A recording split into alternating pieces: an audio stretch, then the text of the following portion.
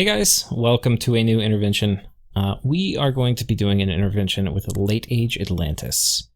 The older brothers to middle-aged Atlantis, who I'm playing in, of course, my Mr. Hands Bumble Rumble series. And yeah, this video actually is for Perun, and some of you will know Perun because he has a YouTube channel.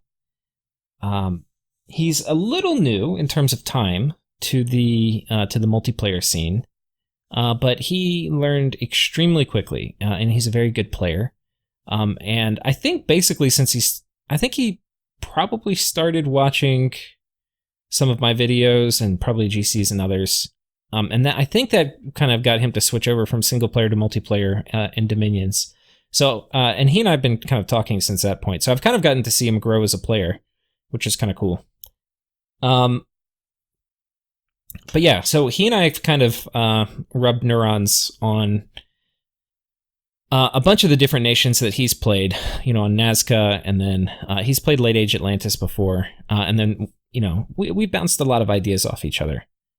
So this video was actually for the Atlantis that is in GC's new series on an Accidental Ascension. So this will be my thoughts on that, on his gameplay. So this will be kind of interesting because, like, I'm going to give my little view into kind of my insights on this game. Of course, the GC is going to be playing out his whole game, and then Perun is going to be probably putting up his line of videos. And if you guys are watching my channel and you haven't checked out Perun, I would certainly recommend it. He's a pretty smart dude. So anyway, it would be kind of interesting, and I haven't actually watched, I don't know if Perun's actually started uploading, but it will be interesting to see kind of what his perspective and his line of thinking is, and then how it kind of like, how it meshes or jars with what I'm thinking. So we're gonna go through it all. Now, the other thing is, since he's played Atlantis before, he and I have talked about Atlantis before. So kind of my thoughts on how the nation plays, I've already shared with him, and like we've talked about it. So in this intervention, he's already going to be doing, I think, a lot of the things that we've kind of talked about before. So I'm not going to have like a lot, or he's not going to be doing everything, but you know, like, my ideas that he likes, he's already going to have taken them and done, you know, be doing them. So anyway, basically, there's some of the stuff that we've discussed and gone back and forth over that you know, he's doing it. So I'm just going to cover some of it because it'll be for the benefit of you, the viewers, in case you want to play Late-Age Atlantis, and you'll be like, oh, this is how they play. So we'll do that first. But that part is not really going to be for the benefit of Perun. The part that Perun wanted to get my thoughts on really is more like the metagame. Like, who should I attack next? You know, I've gotten my core research done. What do you think is the next most important stuff? Like that kind of stuff. Now, with that, I think we'll get into the game. So here is his capital. And he expanded pretty well. He had a pretty good little expansion ring. He even snaked this throne and apparently secured it. It's got silver adepts, which is pretty awesome for him. And even secured it, you know, right, even though it's kind of in the heart of Ulmish territory, and Ulm is, you know, like staring down a gun barrel at him here. But then, anyway, so he's got a nap with Ulm and Abyssia, and he has basically shot out this way, and has taken Midgard. And he did this as part of kind of a coalition over here of Midgard and as a coalition of, it's Utgard, right? It's not Jotunheim. Yeah, it's Utgard. Sorry, I'd been calling him Jotunheim for whatever reason. But yeah, as a coalition with Utgard. And so Utgard's taken a fair amount of the stuff. I think the bats were probably slightly involved. And but anyway, Perun got the cap, which is nice. That's a good little boon. Give you that nice little bump of air income. Though, not really that much. And of course, it's a pretty rich province. So anyway, he's taken this, and so the situation, he has peace with most of his big neighbors. I don't know if he has peace with the bats, but bats really don't like attacking in the cold. So once he gets his dominion spread out here, he's probably okay. Ulm and Abyssia have been allies with Perun, and they have been kind of working together to kill Gath, but it is Perun's observation, speculation, deducement that they are probably going to get betwixt and between and fall into war. And it's probably going to be over who gets the capital. And then I think Ulm thinks that he has the advantage in this conflict and will be pushing that advantage to basically to conquer a fair amount of Abyssia. So that is a good situation, because when you have major neighbors who are going to fight each other, that's pretty good, because no matter who wins, you're probably going to get a little piece of that pie. And then potentially you could get a big piece of the pie. And then up here we have Utgard, who he's got peace with. And Utgard, I think, is actually going to be a very key part of this strategy that I'm going to lay out in terms of how I read the game. But we'll come back to that. Over here we have Erythia, which was, I think, briefly a neighbor. Sort of, but they've basically been conquered, I think, by general confusion. And even though apparently he's under siege here, but I think this war is mostly done. Patala up here apparently had a very rough start, and they I don't think they've won any wars, but I think they've kind of gotten their feet under them. And they've taken over most of the ocean from Erythia. So they were probably pretty happy to kind of work together here with GC after their rough start, because it's kind of given them a good chance to actually play the nation. So that's kind of the diplomatic lay of the land. The thing I want to cover now is the part that's going to be probably least helpful for Perun, which is the basics of research with Late Age Atlantis. And there's some good stuff that you want to get. We're not going to really cover the alteration, conjuration, like, you know, conjuration's nice because you're going to get water elementals, which is really good. You get dark knowledge and stuff to do site searching without your cat mages, which is nice. You get Voice of Apsu, which is really good, and you get Voice of Tiamat to cast underwater. I don't actually know. Yeah, okay, he's been doing Voice of Tiamat. You can see the 9s here in the elemental paths. But he hasn't completely tapped it out, like... Oh no, he has. He has. Okay. So anyway, that's a reason to go Conjuration 5. So that's like a nice kind of economy thing to go. Really good for all water nations. Now, he wasn't really having to fight a water nation, in which case, like, going for Conjuration is not optional. It's like, holy shit, we have to do it. This was more, I think, just like an efficiency pick, or like an economy pick. Construction 4 gets you some important items. Like, I mean, I think you get Skull Staffs at 2. Is that right? Where do you get Skull Staffs? Oh no, they're 4. So 4 is important for getting Skull Staffs, because that's going to actually open up a lot of the goodies you need in Construction 6. This also gives you... Construction 4 is also going to give you a way to basically get better research items with death. So you get a fair amount of death income. I don't know if he's actually done it this game, turned death gems into skull mentors. He's got a couple. Yeah, he's got a few. But his research is pretty good. He's got magic scales. So, and I bet you he's near the top in the research. He's just it's only turn 33. So to be close to 1,000 at 33 is pretty freaking huge. I'm not going to lie. That's just huge. So that's really good. He's like, this is super high for a like middle-aged Ulm nation or some other kind of nation that has a crazy research tool to be this high this early. What we're going to talk about is evocation, because normally you don't see nations running evocation first, like high evocation first. It's not something you see terribly often. but on Late Age Atlantis, it is the shit. It's the shit. If you're not running Evocation first on Atlantis, you're doing it wrong. I'm just going to put that out there. It's true.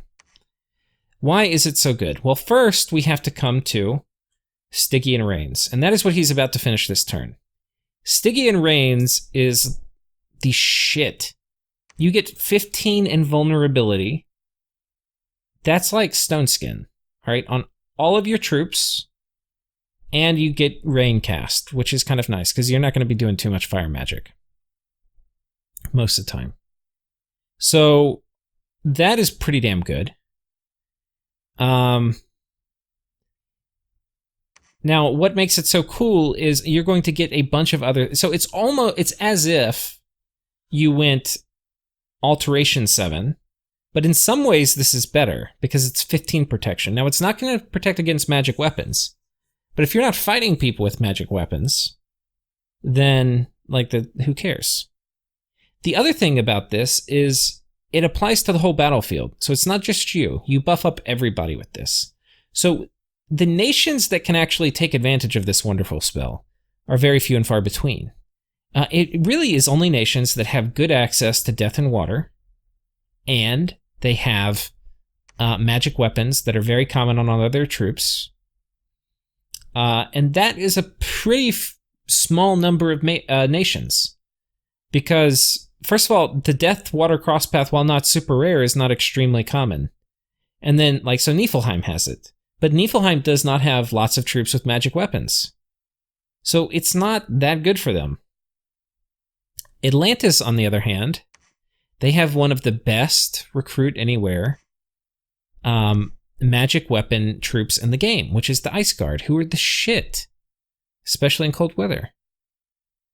They have a bunch of different options if you want the shieldy kinds, because you're going to be fighting archers. They've got a lot of different flavors. Now, some of their guys don't have magic weapons, but that's fine. You can just ignore them if you're going to be putting Stygian Reigns up. So that is the reason, above almost anything else, for going this. Now, if you're fighting like a meme-blessed nation and you know they're going to be having magic weapons, well, fine. Okay, so it's not going to work for us that. But even those nations, there's very few where all the troops they're going to be bringing have magic weapons. Sometimes a Micklin or as a Balba in the late game, they'll have magic weapons on all of their sacred summons. So that's a particular concern where this isn't going to be terribly helpful. But even if it's like elves or something, where they're bringing a fair amount of magic weapon elves, a lot of times those are cap-only units, so they're not going to be everywhere. So, a lot of your fights, there's going to be a lot of PD or a lot of other national troops or archers or something that's going to be doing normal attacks. That'll be a significant portion of the damage. So having this is the shit. The other thing we get is Wailing Winds, which on your air random cap only mages, you'll be Death 2, Air 1. If you get a Skull Staff, it puts you at Death 3, Air 1. And that is enough to fire off Wailing Winds.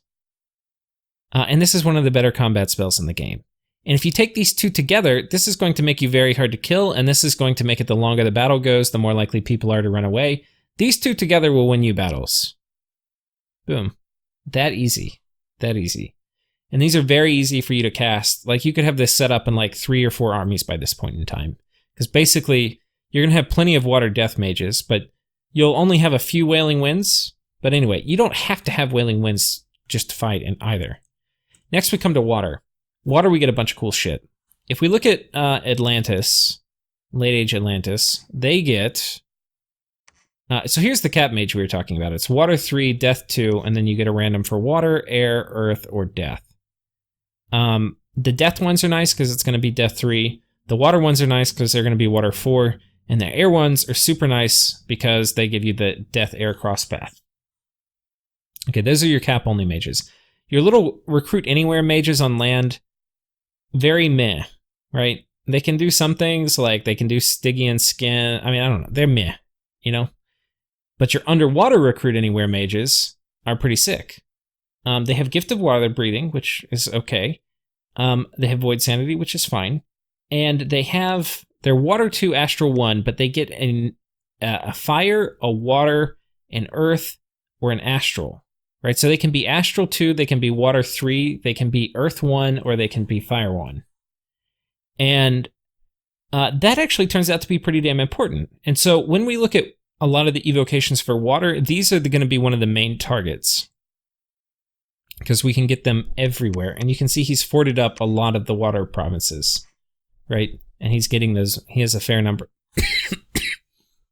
A fair number of these he can use. So let's go ahead and let's talk about what are the different things these guys can do, because they can do a lot. One of the things they can do is they can do Falling Frost. All of the water randoms can do Falling Frost. Now, also, once you hit Construction 6, you can do very, very cheap, because you'll be having hammers and stuff, water bracelets for 3 water gems. Then every single one of your mages can do Falling Frost. Now, some people hate on water, and they're like, water sucks, da-da-da-da-da-da. And okay, you know, like every school of magic, it has its issues. But this is extremely good in the mid-game. Before people are doing Army of Gold and all this stuff, this is a very good spell. Now, why do I say that? It's because it's an Area of Effects 5 spell that costs 20 damage and does that costs 20 fatigue and does 17 damage.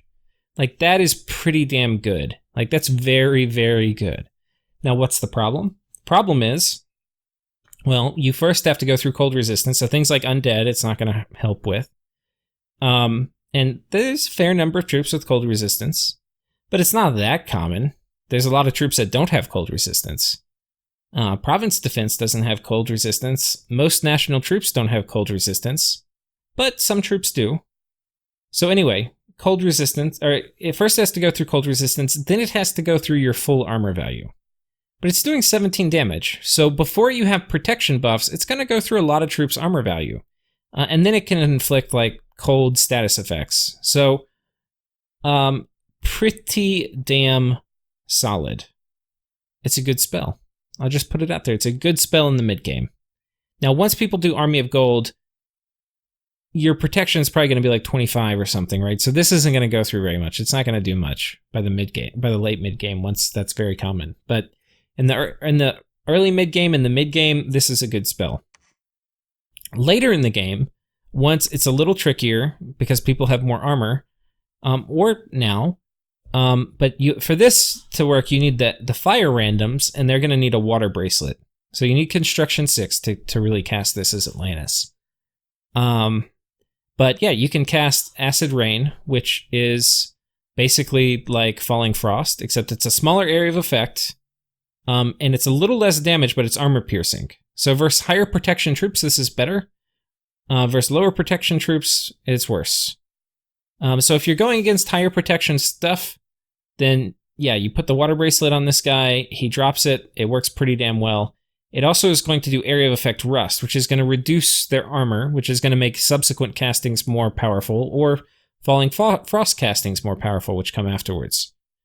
So anyway, good spell. These are things that your Recruit Anywhere Underwater Mages can do. So these are good things. The other thing that we get is we get Murdering Winter, which we can cast. This again is at all Evocation 7. So our cap mages who get a water random, they're going to be water 4. We can just put a Robe of the Sea, or when we get Construction 6, we can do a water bracelet, and then they get to be water 5. And then we can now nuke armies from orbit with Murdering Winter if they attack us. So that's going to be, I think, one of the key points in the defense of this. If you get your Cold Dominion in here, and all moves a big stack on top, you're like, okay, I'm Murdering Winter it, and now half of it is dead. Oh, whoops, that sucks. So, like, the combination of upgrading this fort, getting it up as high a level as you can, so he has to put a lot of troops on it to stop it, like to take it, and then you just drop Murdering Winter on top of him. Yeah, good luck. And by the way, we're going to have that at turn 34, or not we, but he. I get a little invested in these intervention videos sometimes. But yeah. And by the way, he's got 140 gems, so he can cast it 3 times. And you're basically going to shatter an army. I mean, it's not going to be completely destroyed, but it's going to be damn near destroyed. a human army, which is basically what we're looking at for most of our potential neighbors. Bandar actually made Patala may actually kind of do okay, since Bandars have a fair amount of HP. It's not going to be terribly good against them. But also, it's not very good when you're attacking into people. It's not going to be good against Utgard either. But it's not going to be that good when you're attacking into people because it's going to depend, its damage is going to depend on temperature scales. Okay, so that is that. And then finally we get Acid Storm. Now, Acid Storm is going to be a bit of a tricky goose to cast, because you're going to actually need to be water 4. So for this, I forget, I don't think we get fire randoms on these guys now. For this, you need to get one of your water randoms, and then you have to put the Robe of the Sea and a water bracelet on them, and then they can drop it. But it's a very good spell. And the earlier in the game you cast it, the better. So that's Acid Storm. Good shit. And all this is about to become available next turn. And so we've talked about that. I don't think there's too much else that we want to talk about. Yeah. That's basically it for evocation. But that's a lot, guys. Like, honestly, just getting, like, only the death stuff is good enough. I would do it, if I were playing Late Age Atlantis and I didn't have access to any of the other stuff, I would do it just for these two. It's totally worth it rushing it to get these two. But you throw in on top all of this, like, water nukage, which, by the way, gets better with Stygian Rain, because, like, you have cold-resistant troops that are now going to be very hard to kill, because, like, your Ice Guard are going to have 15 invulnerability on top of their already very high protection. They're going to be, like, 30-something protection. It's ridiculous. And then you're going to be dropping Falling Frost, which they're immune to. It's crazy. It's really, really good. So, anyway, that is that. Now, coming down, we're going to talk about the other things that we potentially may want to do in this game. And by we, I mean just Perun. But, you know, it's the royal we. It means I'm going to do it, but through him and through not actually doing anything. And he may not choose to do any of it. In fact, he's probably not going to do a lot of it. Here's the guy he has set up, by the way, to cast Wailing Winds. Oh, the other thing you can do, I did miss one thing, is at 7 you get Wind of Death, which also is really good. You can do, and LA-Atlantis can do this pretty well, because you can do, now you're going to need a Skull Staff to cast it, which is going to use both hands. But if at some point you want to do a Copper Arm, you could throw, which probably is not worth it. You probably just do the 2 Astral Penetration, which I'll just show you. For Wind of Death, you just throw on an Eye of the Void and a Spell Focus, and you can set up little traps. Like, you could just, when Olm breaks his nap, you have a fair amount of PD here, and then you just have a nice big old Wind of Death trap.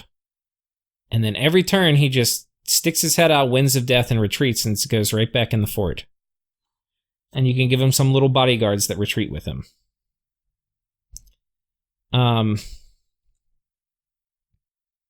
And actually, bodyguards that would be good at that are bodyguards which are mindless, but not like undead. I'm not sure. Maybe like Vinemen or something. And they'll guard, but then if you don't have a magic leader, they're going to run after the combat. But anyway, that's slight optimizations. The important thing is you can do Wind of Death traps. Next, we're going to talk about kind of, and this is now getting to the part that I think Perun actually is more interested in, which is, what do you do next? So you've kind of expanded out, and you're in this kind of like lumpy, like a lumpy pistol. It's kind of the shape your nation is in. You know, so like one option is like you've got a big army up here. You could come down and try to kill Abyssia. Well, you know, killing Abyssia, you're going to have to deal with assassins, which will be annoying. You're pretty well set up because, like, death mages are pretty good against assassins. You've got good bodyguards. You know, like, you'd probably be okay in an assassination. You could probably do it. You could probably do it. The problem, I think, is like what happens when somebody turns on you. The more territory you take up here, the more appetizing you're going to look as like a water nation it's like kind of a water nation, which is on land. And the thing is, like, you can't get very good mages in your forts. You can get good troops in all your land forts, but you can't get good mages, which kind of sucks. So LA-Atlantis is kind of a cool nation because they're like bound to the water, but they don't really necessarily need to live in it. Because a lot of your good mages are from underwater, but all your good troops are from land. So you kind of need both. Now, I think he's got like relationships with all the players. I don't even know what their names are, who they are, or anything like that. Coming in from like, from outer space and looking at it, the situation. Okay, wait. There's something we need to talk about first, and that is Utgard. Utgard can cast Illwinter. Now, if you're playing Utgard, you would love to cast Illwinter. It just tickles your fancy to make everyone's income go to shit. When you are just sitting in your capital and you cast Illwinter and you know that all the cold-blooded folks in Zabalba are now getting minus income and they're getting severe encumbrance penalties for everything they do, it just warms your soul. And then when you know there's an Abyssia out there who's now going to be fighting in Cold 3, it just makes you so happy. It really does. So Utgard wants to cast it. The thing that Utgard does not want, and I don't know about this particular play, I'm just saying Utgards in general, is that people do not like it when they cast it, and they kind of become a target. But fortunately for Utgard, they have you as a huge southern neighbor. You are by far and away their biggest neighbor. Look at all of this neighbor space. So I would be like, hey Utgard, you know how you don't want to get attacked if you put Illwinter up, but you really want to get it up.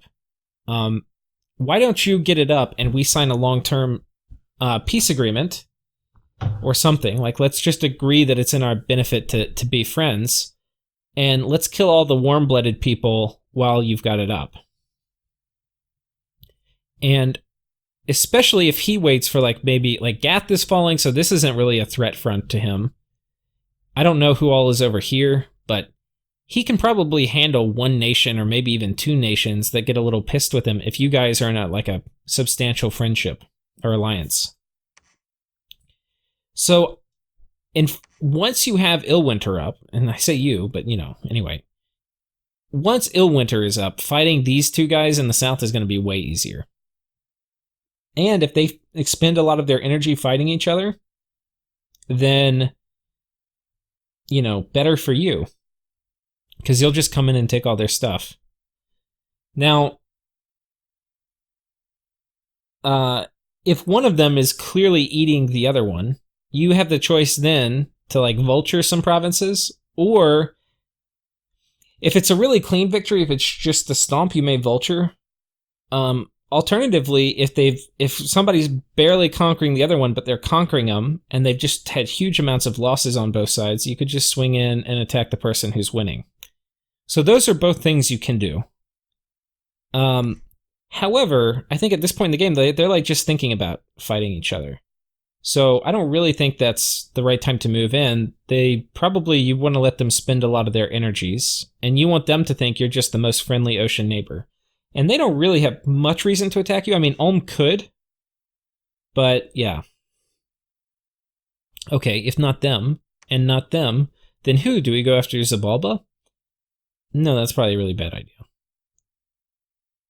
Long trek through the land, not much water over here.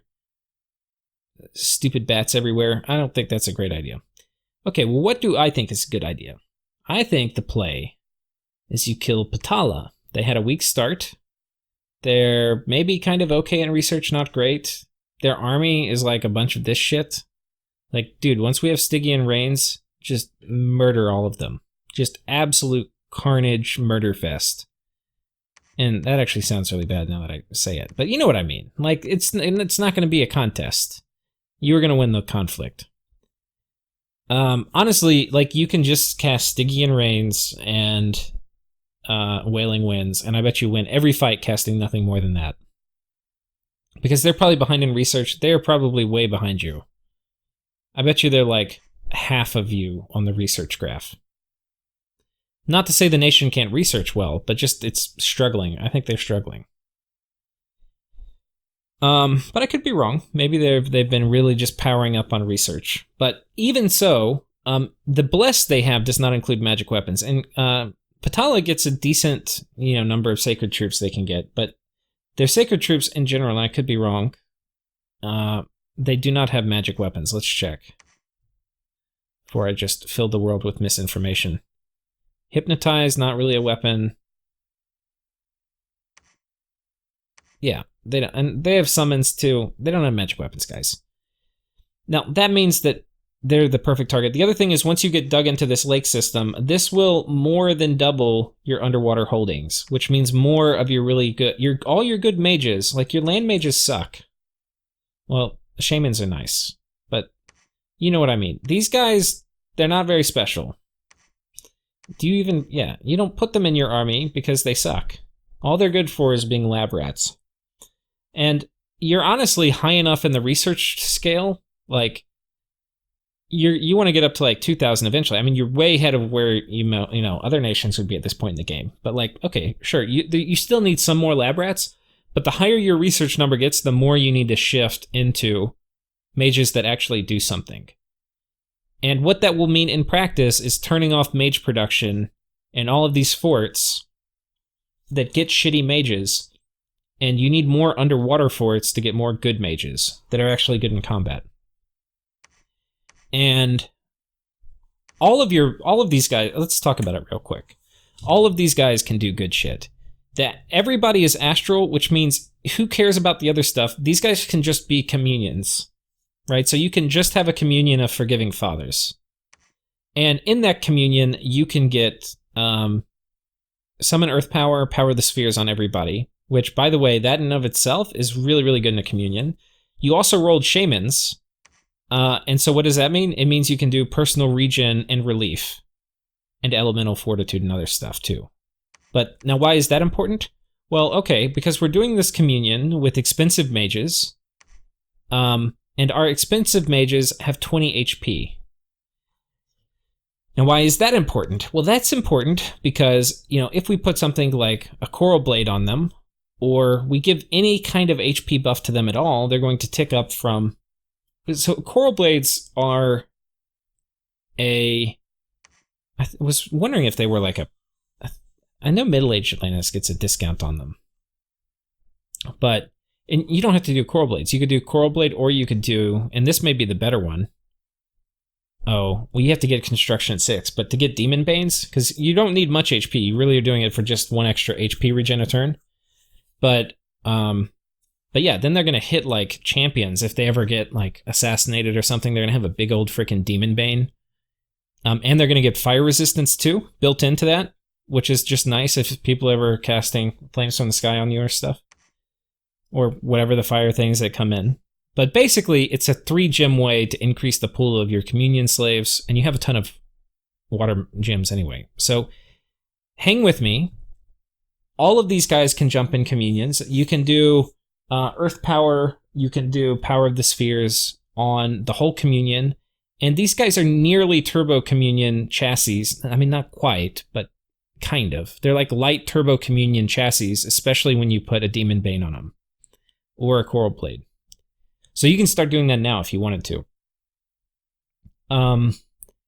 Now you might say, okay, well, let's say I have 8 of them in a communion and 4 slaves, which, by the way, is something you can do. Because they're probably mostly going to be doing on-path casting. Well, what does that mean now? Well, that means you remember our little friend that we've researched, called Falling Frost. Well, you remember how I was saying you need boosters? Well, kind of. You don't necessarily need boosters. You could use boosters. But if you have 4 guys as communion slaves, you are now going to be, and let's say your guy's casting it as a water 3, okay, well, he's now going to be a water 5. Now, what does that mean? Well, we only need to be 3 to cast it. So we are now going to be casting it with +2. So it's 7 area of effect rather than 5. So that's almost like 40% more effective in terms of just this. But then we're also doing 2 more damage here, so 9 instead of 17. But let's say they have 15 armor. If they had 15 armor, this would do like 2 damage plus DRN.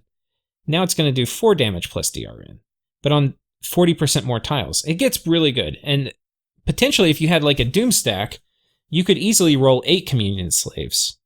And then you're going to be casting it, like a Water 6, and this gets better and better. So this is definitely something that can scale.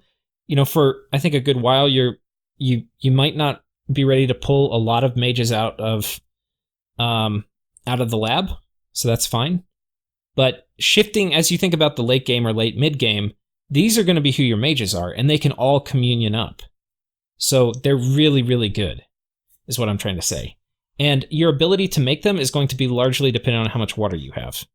So think about it this way. In 15 turns, because it's fine getting lab rats for like 15 more turns. In 15 more turns, you don't want to produce any more mages except in your capital and underwater. And you are nowhere ready for that right now. And even if you built a fort here, you wouldn't be ready for that. Like, you need more water to really be excellent in the late mid game. So I think that is the other strong, compelling reason for going after Patala. Because you need this water system. Like, this water system is so much better than the water system you currently have. So, yeah. Now, anyway, that's I think one of the main arguments for going in there. Now, you can use these guys and you can bring,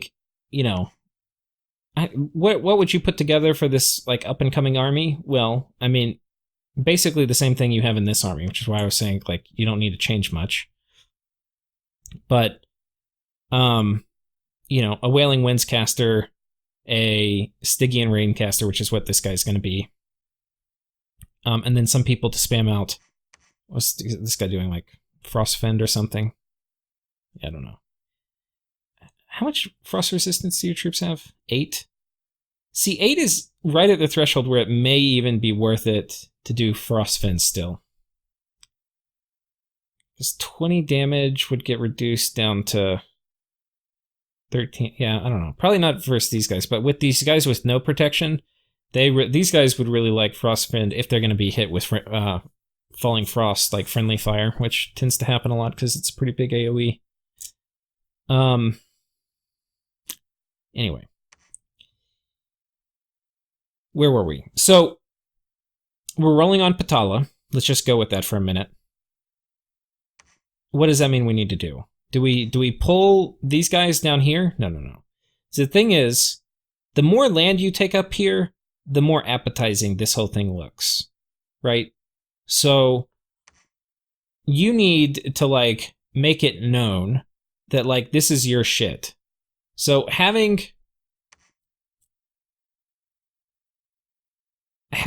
would keep, like, this army right around here. I would keep a small army here, and I would keep a medium to small army here. Because you just need to project influence. Now, the other way to do that is with the army size items, which I think actually you can make some of those. Yeah. You have a lot of air gems. I would make some of these enchanted mirrors. And I'd be careful, yeah. You gotta be a little careful, because if you do it like when you only have mages, it'll like amp up your number of mages and people can kind of tell. But move some troops in, and not these shitty troops. No, because we don't want to amp up their numbers. You need to put like 20 of these Ice Guard in here, like the scariest kind you have. Whatever those are. And you put them in here, and then you just put one enchanted mirror on it. And it's gonna look like, oh my god, I've got, 100 dudes stationed here, right? And you do the same here. And I would do that here and here, and that will just project influence. And then that is when you're projecting that influence, and you've got some guys here, and you have small little armies inside, with maybe you try to get one good cap mage over here, like, so that you can actually like potentially win a fight. Because like PD dump plus cap mage doing Stygian Rains is still pretty legit. I don't actually know what kind of PD you get. Yeah, your PD gets magic weapons. Holy shit. Yeah, Stygian Reigns on top of your PD is good. So get a cat mage in the areas where you need to project influence or on top of your forts, and yeah, you'll be ready to go if it comes, but with you just doing enchanted mirrors, you'll be good. So that's what I would do. Just this army, you can't really, like, you couldn't even really attack Abyssia with it, because like the second you move it down here, you're asking to be attacked by Utgard. Like right now, you have enough. The cost benefit, it's going to look very expensive for how much land you have here for somebody to attack while this army is present. And people are going to be like, let's just be at peace. Right, but you move the army out, you go attack Abyssia, half of it gets killed, but you conquer some Abyssian land. You know, it doesn't start looking so good anymore.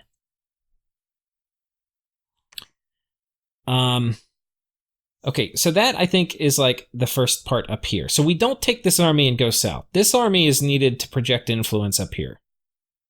But these guys, you've got a lot of guys here, right? You've got guys here, you've got guys here. I would take most of these guys, and I would move them into an army and go attack Patala just about as soon as I could. But I would make sure I would do a lot of good diploing with these guys, and the best thing you can have is these guys fighting each other, because then you get to Vulture. I mean, there's just so much good stuff that comes out from them fighting them. And if you get involved too early, that fight may stop.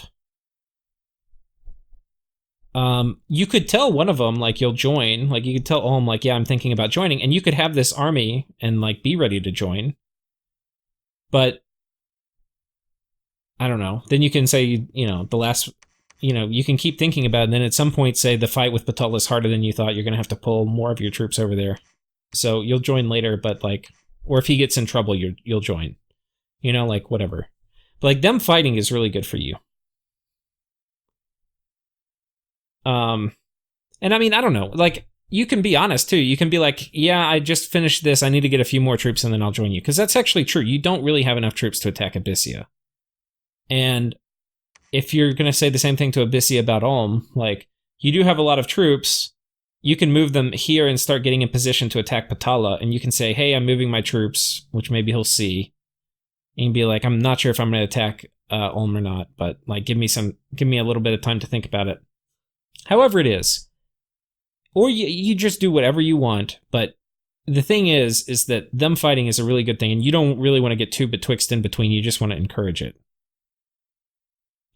And for one of them, like Ulm may be a very good matchup against Abyssia. And it may be just Ulm is going to run over them, and then you just have this army, which is just hanging out over here, ready to come in and swipe off a bit of it.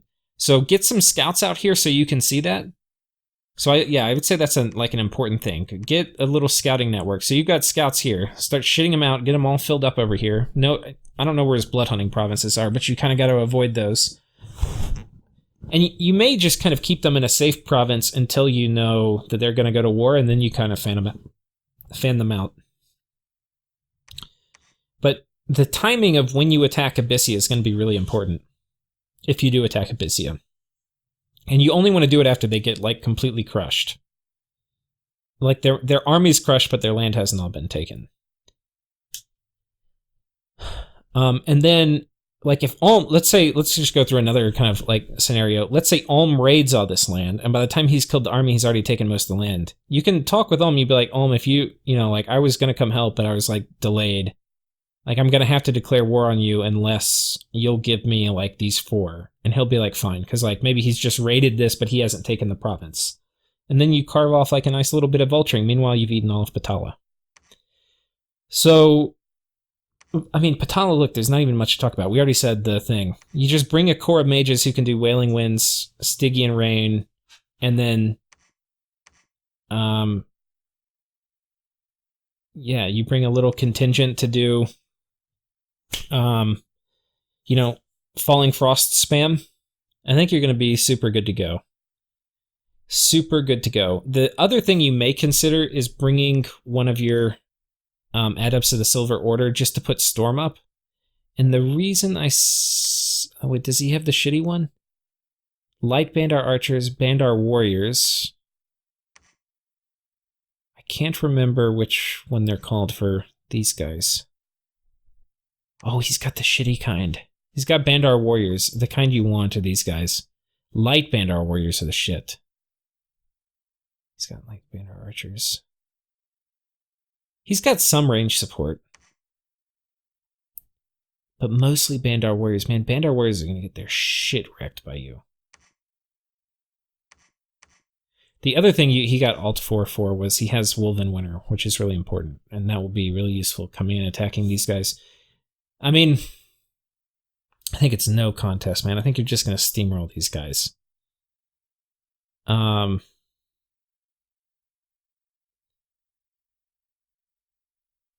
The thing that you need to do, though, because it's going to be such a one-sided engagement, is it needs to be quick. Now, how can we make it quick? And this, I think, will be helpful for you, I hope.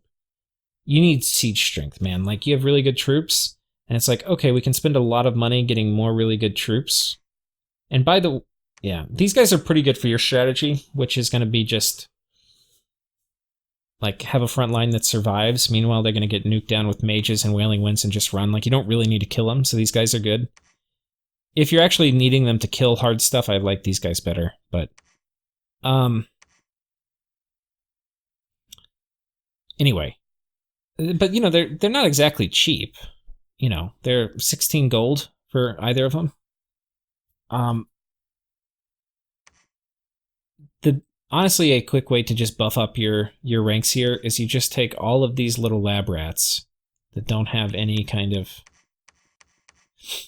thing, and you just, guess what we're going to cast? Reanimation. Okay, now they used a fair amount of mage turns, but each cast is going to give us 10 undead.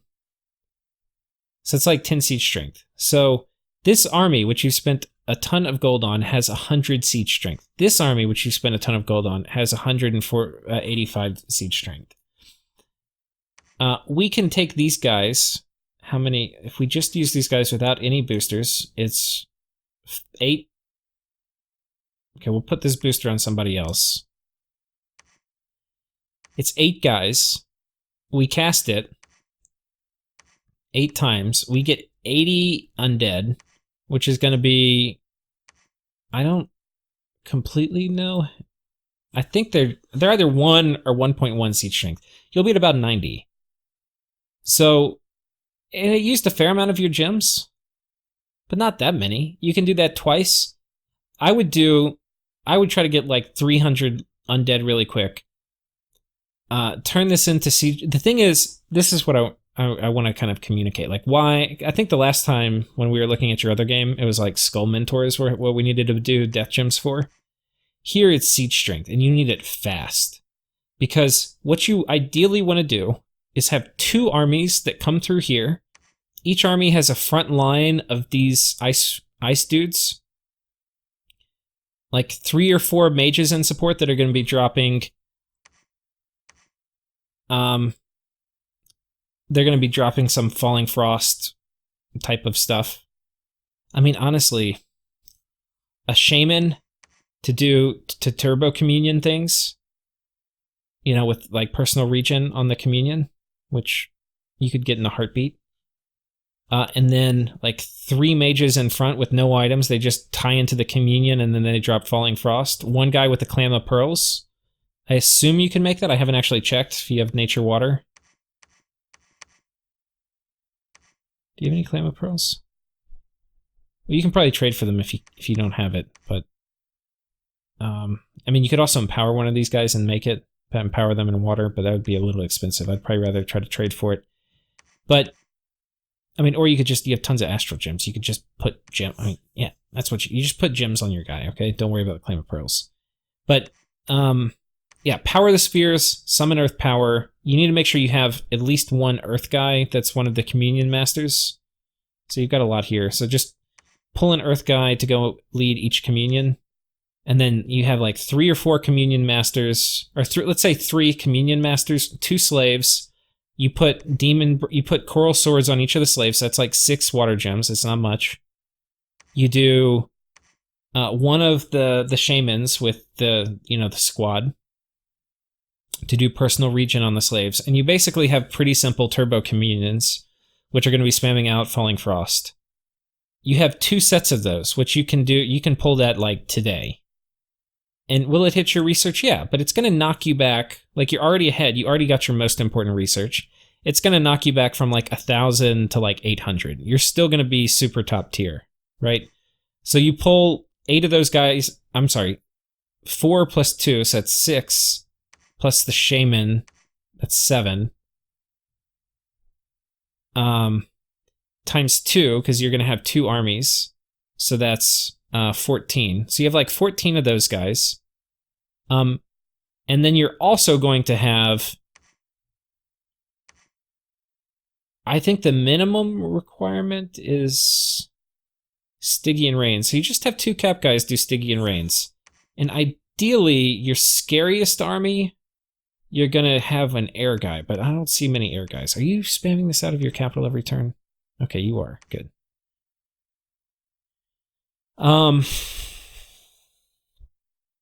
Yeah, and he's even doing it so like he doesn't miss on the half points, so that's good. So, oh, you've got some here. Yeah, you haven't rolled a lot of air randoms, have you, bud? Just got that 1. You just got that 1. So,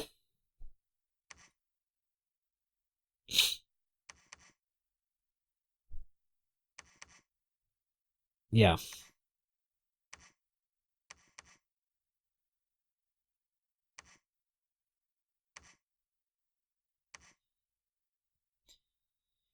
Yeah, ideally you get another air random, but honestly, you don't really need it. But because you do not have Wailing Winds, those little communions are not optional for this new army. They're not optional. You have to have these communions because your front, I mean, you could still win, but you're going to take a lot more attrition. If you have these guys spamming shit out, they're not going to take a lot of attrition. The other thing you could look at doing is making water lenses. And the temporary water gems is nice because, you know, you can shit out a water elemental or something at the start of the script. And that's really cheap, by the way. They're good just for that. Totally worth it. But the real thing is you get 25% combat range, which is really nice for Falling Frost. So, I mean, you have a ton of water gems. You want to always keep a bank to be able to do Murdering Winter. But I would just have a turn where I stopped with research. And I would make 4 Coral Blades, 1 for each of your Communion Slaves. And then I would make, for each of the Communion Masters, let's say you have 4, they're each going to make a water lens for themselves. And yeah, and then they can just summon a water element, or they can summon 4 water elementals, or you can do whatever water spell you think you want to cast. I don't know if, let's take a look at evocation. Which ones? I mean, like, you're going to need some of the some water lenses too, just to get a discount on, oh no, these are death.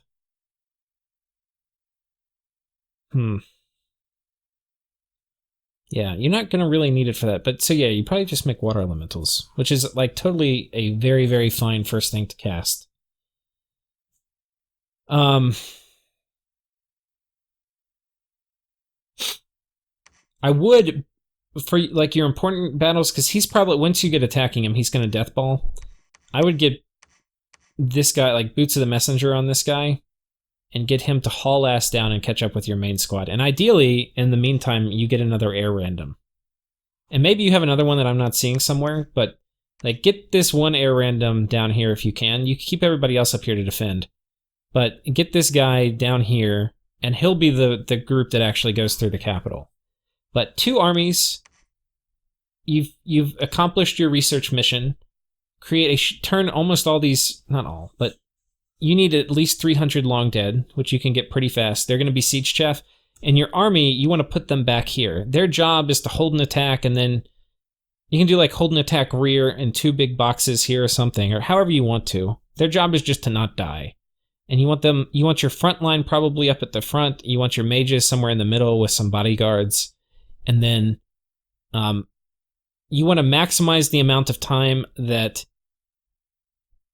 your army is fighting theirs, with your mages nuking them, and minimize the amount of time they're killing your undead, because your undead will die kind of quick. And for you, like later in the game, once you get the other big thing Atlantis wants to get is Grip of Winter. And so once you get that and Rigor Mortis and stuff, you may want to have a long battle. For now, you don't really need a long battle. You probably want a short battle. You know, you just drop Stygian Rains, and then you just want to pound their face in while you drop Falling Frost all on top of them. So you don't really need to be back positioned. They're probably going to have more archer support than you do. So, yeah. You can forward position with your army, have a little mage line here that's just going to, especially with water lenses, they'll just start dropping Falling Frost like right on their face. It'll be awesome. It may even be that the range increases. No, it doesn't. Just Falling Frost. But honestly, it's pretty big. It'll be, what, almost 40 range with a water lens, which is pretty damn far. So they'll be dropping it right on their face. Communion Master, then there'll be a few buff up scripts, you know, like Power the Spheres and all that jazz. And then they'll be nuking. But the thing you want to do is you want these guys to go from like 0 to conquered very quickly. You don't want these guys getting feisty, being like, oh, well, we're going to come in and help. No, fuck that. I wouldn't even tell these guys you're going to attack. You should be like, yeah, I don't know. Like, and then just move in as fast as you goddamn can and take all their stuff. And the key to doing that is siege strength. So, like, and honestly, I would probably...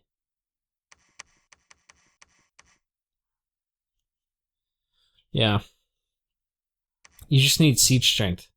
So keep getting all the troops, shit out a ton of undead. Your research monkeys are going to make some undead for a minute. That's something they're good for. Get your mage corps mobilized, and as soon as you can, which honestly, it's going to be about the time it takes for you to, like, by the time you centralize your mages over here, you can have made 300 undead. And then you combine these two armies, you leave some guys back here, because you probably want to put... Honestly, you should make probably like 4 or 5 enchanted mirrors, so that you look like you're keeping guys here and you roll out.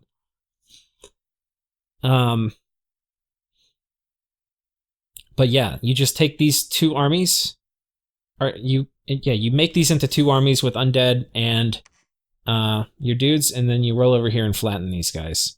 And once you flattened them, I would focus on the land stuff first, because the water's a freebie, and nobody's going to steal the water from you. But people may steal the land from you. So I would take the land stuff. I'd probably keep 1 army. Maybe you think about having a 3rd raider squad, which is just going to come in and take the water. So it could be pretty small. You know, it just has to kill PD. Like, honestly, 1 cap only mage with like 20 troops and the ability to do Stygian Rains. Well, I guess this can't be cast underwater. Yeah, not sure the optimal thing for the water.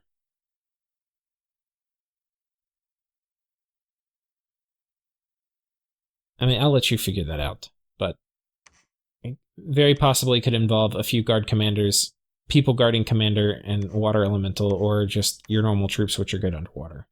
However you want to do it, but forget my point is, like, don't commit more than a small raiding squad to this right now, or just don't even worry about it and have 2 big armies which are going to stomp through and take forts. Like, one thing to think about, this 250, so each of your armies should be at least, because you need to plan on being able to take it in 1 turn after some attrition. And right now your siege strength is like 111 and 185. So you need to get that up to like 320. Which maybe that means more like 400 undead, which you, by the way, have enough death gems for. So I would take every single item off of all these guys, put them somewhere else on lab monkeys somewhere else, have them all shit out undead until they're pale in the face. And in like 3 turns, you'll have 400 undead. You put that in some big goon squads, you march these people over, you 1 turn pop each of these forts, and then you 2 turn pop their cap and their citadel. And then whenever y'all have a fight, it's just going to be good game.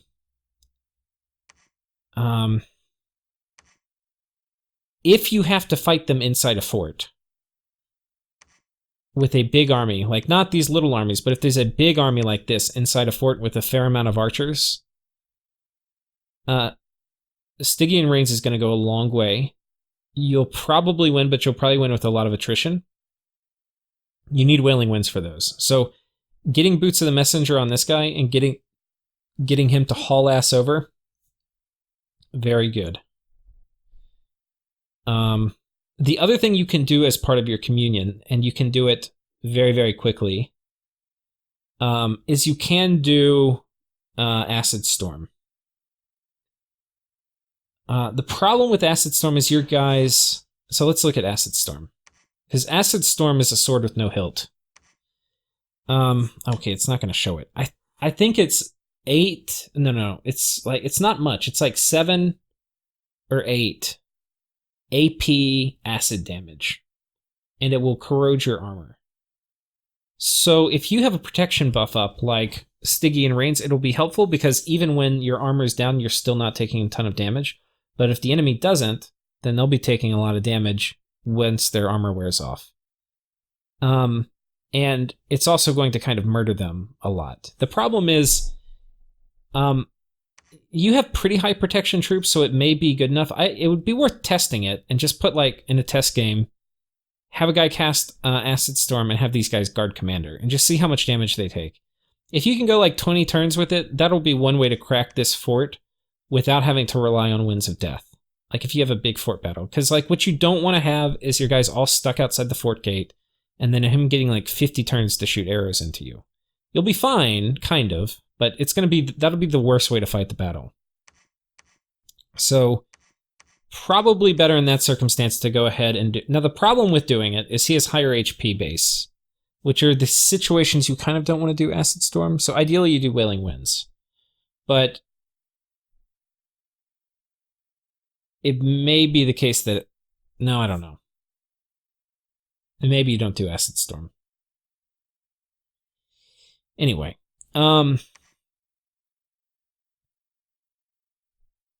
Yeah, I think you really need Wailing Winds. If you're going to have a big fort battle, get your Death Aircaster for it. I have no idea what they have researched, but yeah, if I knew, we could do more. But if they have mass protection, you should still murder them. If they have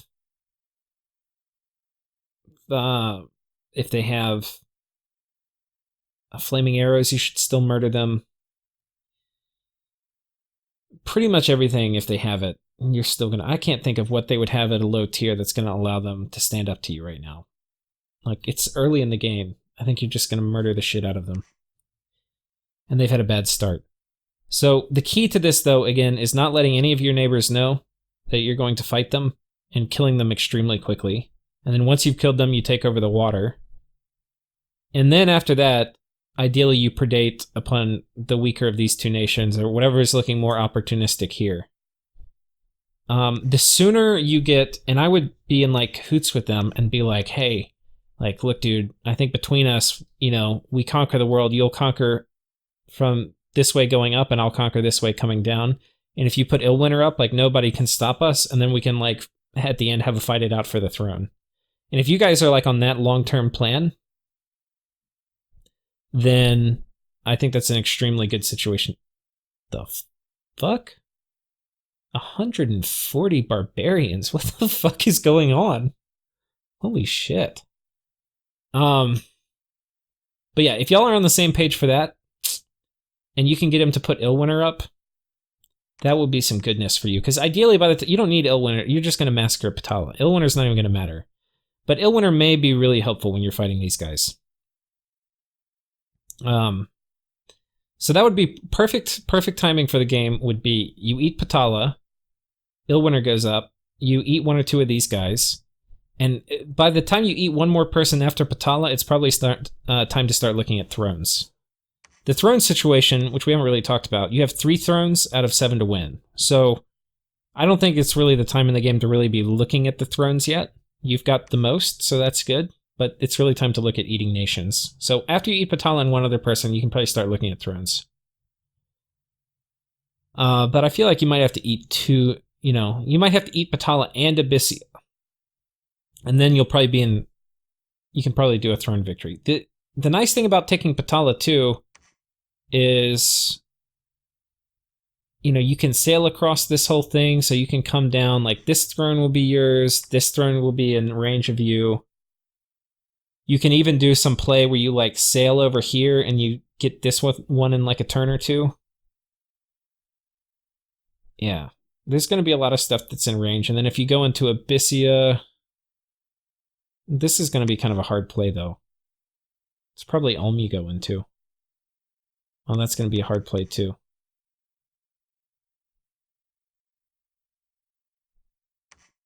Well, how many? 1, 2.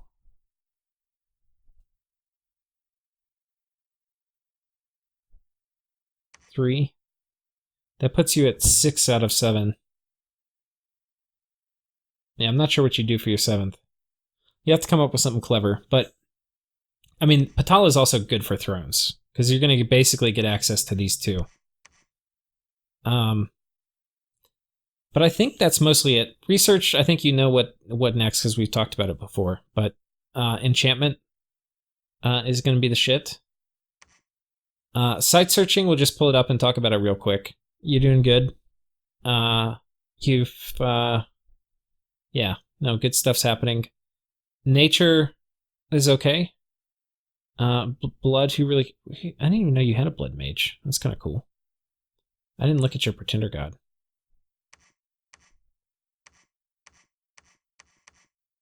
How did you get a blood mage?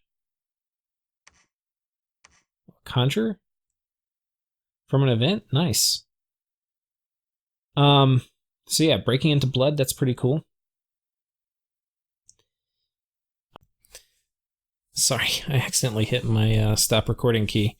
So yeah, I think I was just commenting on your blood mage. I actually went on and recorded for like 20 more minutes, and so I'm like trying to remember where I left off. But yeah, you've broken into blood, mucho bueno. The thing I would actually recommend, so tweaking the build stuff, I think because you have a big fire bank, you don't have a ton of fire income, but you have enough. It's worth going ahead and doing the construct. The best thing right now you have for your fire gems, I think, is lanterns. So, Evocation 7, hit Construction 6, get the lanterns going. This also is going to give you water bracelets. It's also going to let you start climbing up the astral chain with Starshine Skullcaps, which potentially you can do teleporting thugs with your Recruit Anywhere astral random mages. And that could be very nice for raiding underwater versus Patala. And then this will give you a lot of the gear you would need to kit them out. Like these guys, the astral randoms, you put a hat on them. They are going to need probably like... They have pretty good natural protection.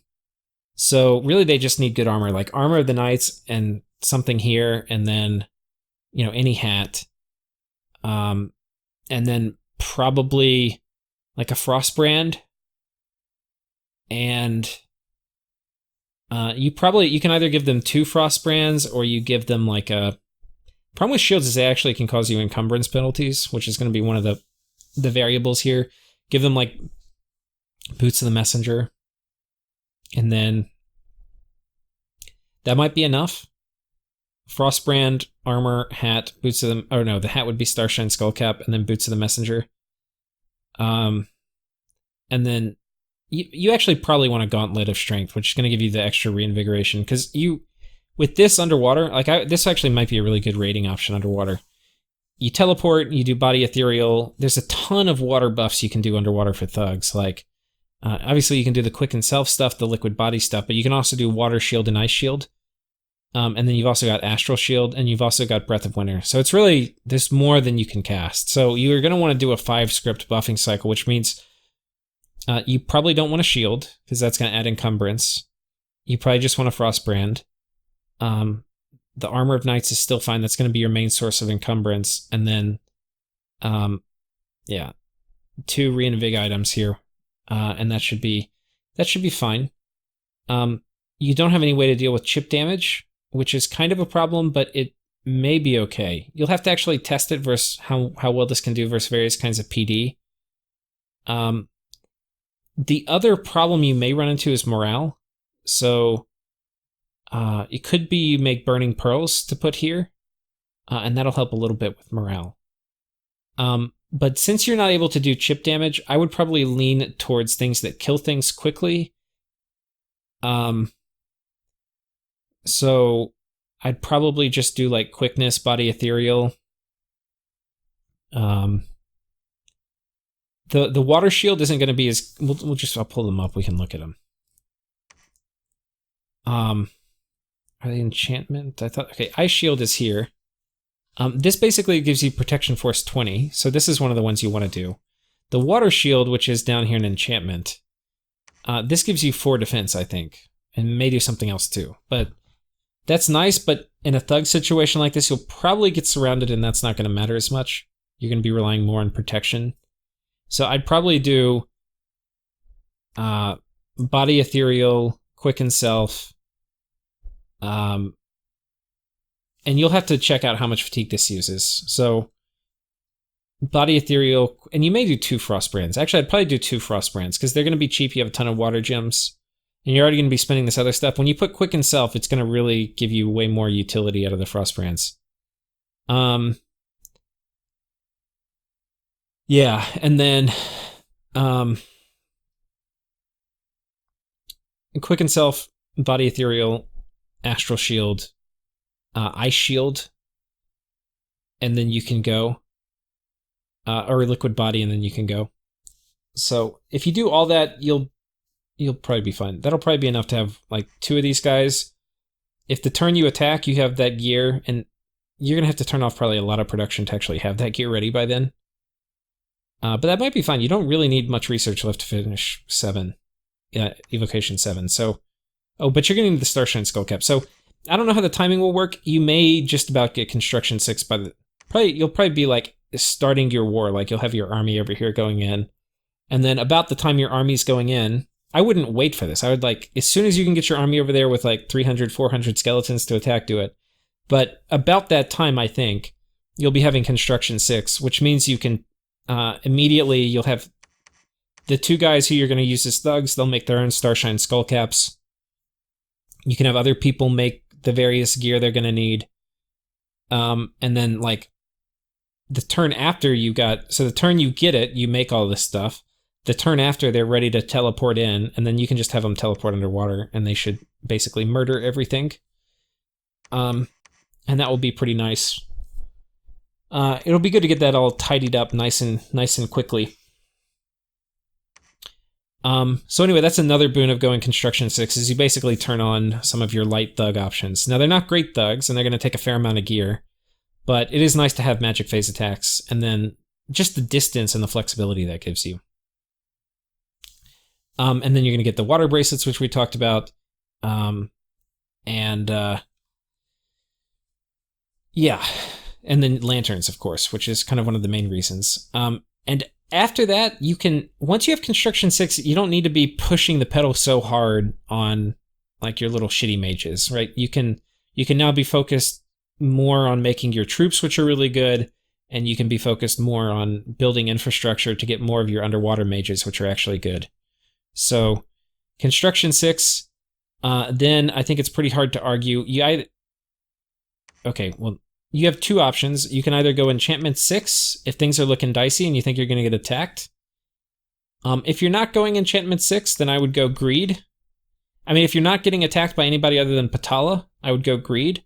And with greed, I would do a little evocation 8 to get Maelstrom, and then you come down here and then get enchantment. So anyway, that's kind of like enchantment 6. So that would be kind of my priority list. This would be my ideal sequence, and I would probably change it up as I go. But yeah, and I think we talked about it, but I can't remember what was in the previous recording and what I said, but then had to clip off because I hit the stupid key. But yeah, we're going here mainly for Grip of Winter, but Quagmire and then Rigor Mortis and stuff can be situationally very nice too. You also, and this is something to think about, you may need to accelerate. Actually, I'd probably do this. You need to accelerate Enchantment 3 because this has Personal Regen, which you want to throw on these little mini turbo communions. So I do this. You'll actually have this probably this turn. I haven't done the math, but you should have it this turn actually, or maybe if not this turn, the next, which is practically the same. And then you finish up construction 6, evocation 8, enchantment 6. So probably like that. And then yeah, I'd say you're pretty golden. So fire gems. Let's just talk about what the gems go into. Fire gems go into burning. I mean, into maybe a couple burning pearls, but mostly into lanterns. Air gems into your army size items to project presence up here to keep your allies wanting to be allies. Water gems, those are going to go into a bunch of items. They're going to go into, you're going to need a few supporting Woven Winter casts, but not terribly many, I don't think, but some.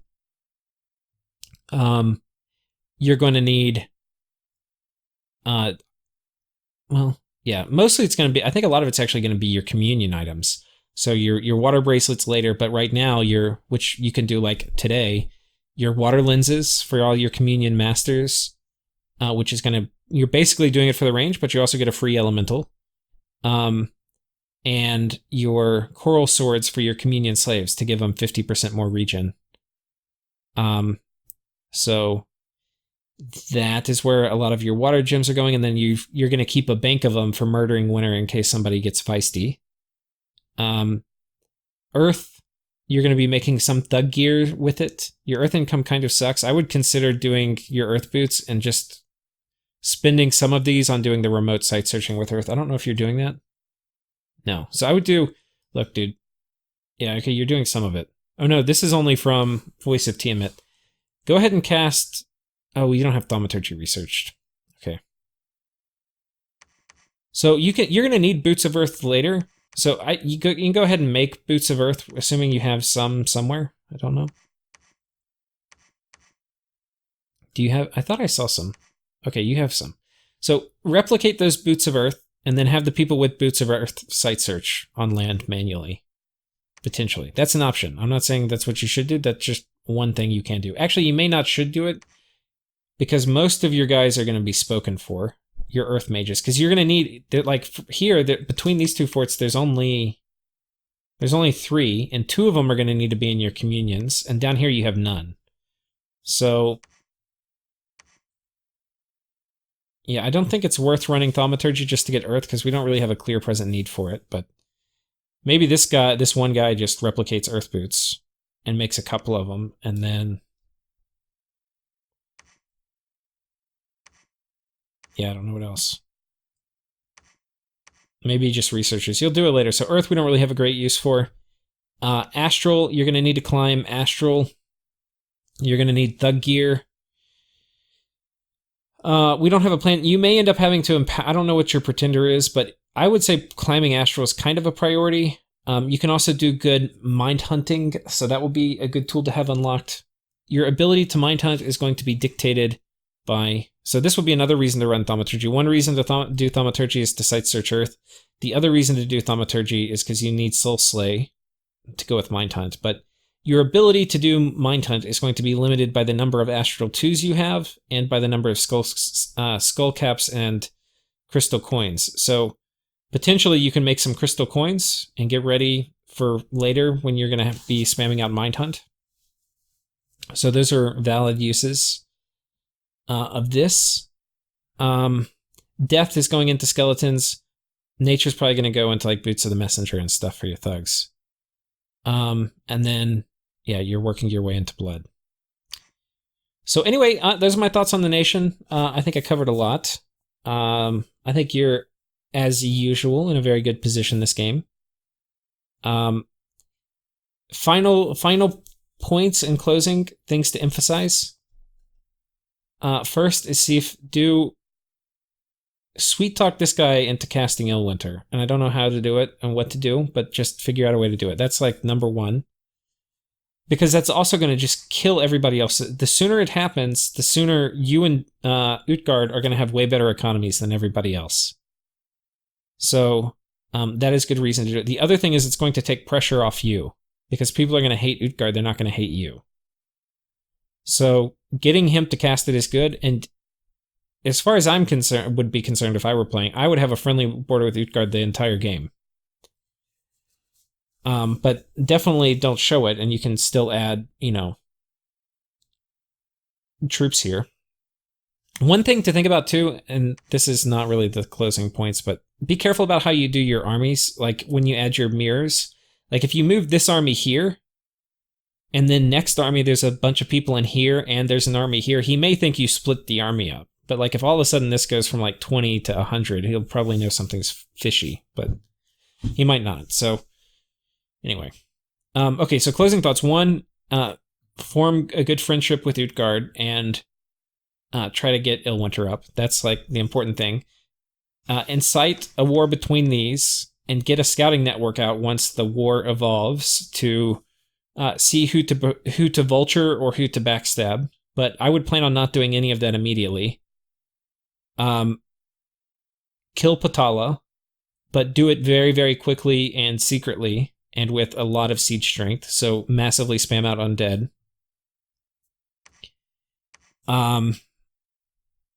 And I think those are the big strokes. Those are the important things. Yeah, anyway, hope you guys enjoyed, and best of luck to you, Perun. I hope you get another win under your belt. Take care.